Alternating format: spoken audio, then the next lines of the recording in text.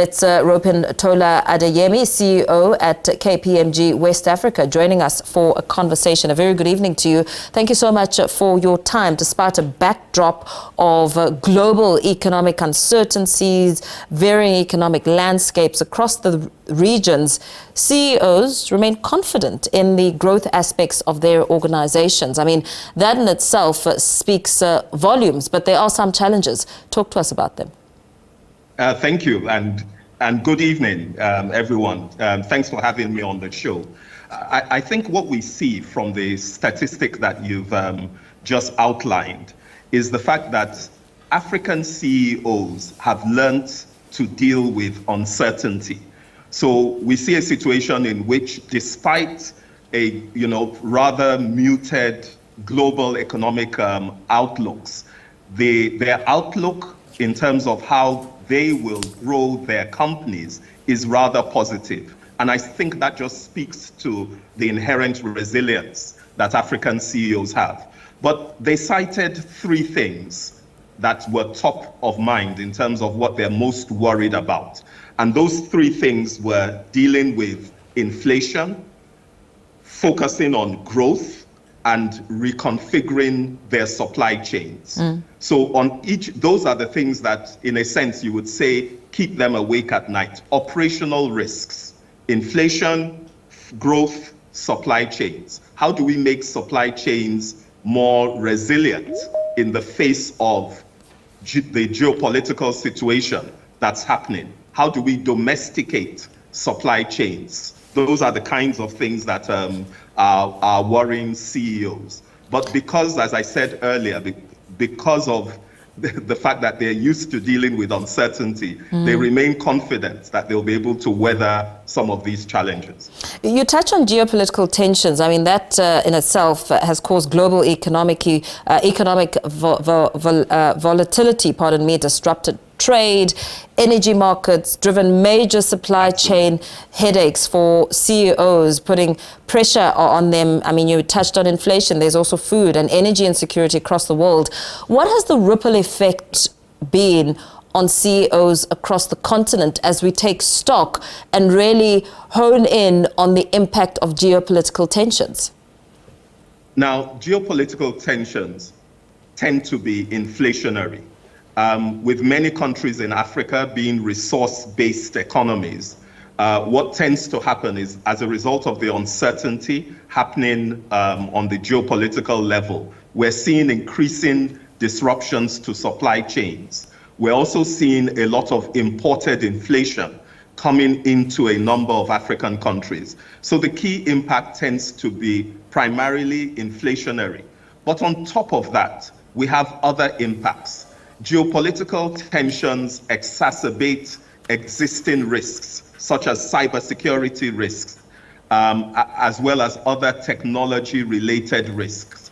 So cybersecurity is something that is, again, top of mind for our CEOs, arising from just the increased vulnerability that occurs due to geopolitical tensions across the globe.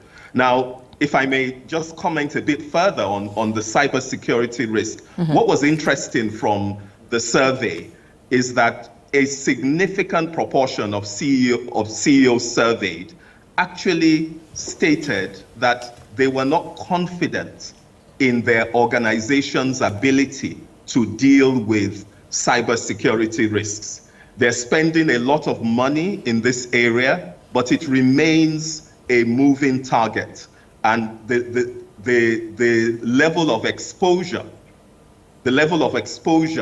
coming from cyber threats is quite significant. The other thing that comes with that as well is technology. Because with the way in which the world is evolving, artificial intelligence and the use of new technologies is also something that CEOs are concerned about and have on their radar. So when it came to the technology space, again, something quite interesting. A number of African CEOs stated quite clearly that they are prepared to invest significantly in artificial intelligence.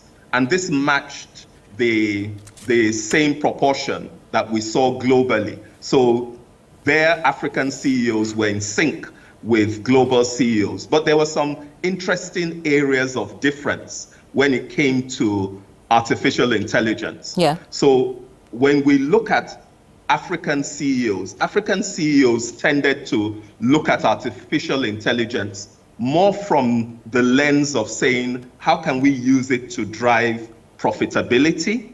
As well as looking at it from a lens of saying, how can we use it to enhance, in a sense, the employee experience and make our employees more efficient.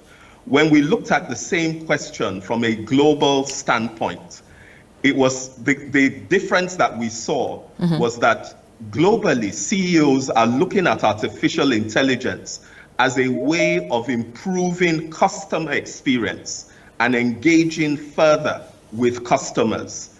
We didn't see this coming as a big trend from African CEOs. And what this tells me is that as Africa catches up with the rest of the world in terms of the use of artificial intelligence, we can expect to see a gradual shift in the way in which AI is deployed in Africa. I think ultimately AI will have to deal with the customer experience and how to improve how companies engage with their customers, because I think that's where the real value is going to come. That's where the efficiency and productivity gains will come, which will ultimately help the bottom line. So, as you mentioned productivity, I mean, that is an interesting perspective.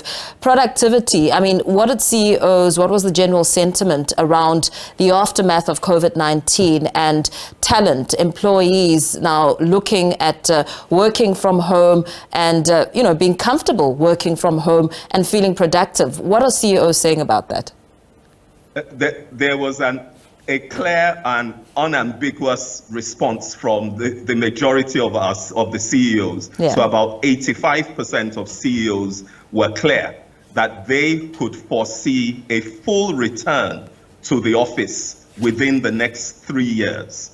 In this regard, African CEOs and global CEOs were uniform in terms of that sentiment.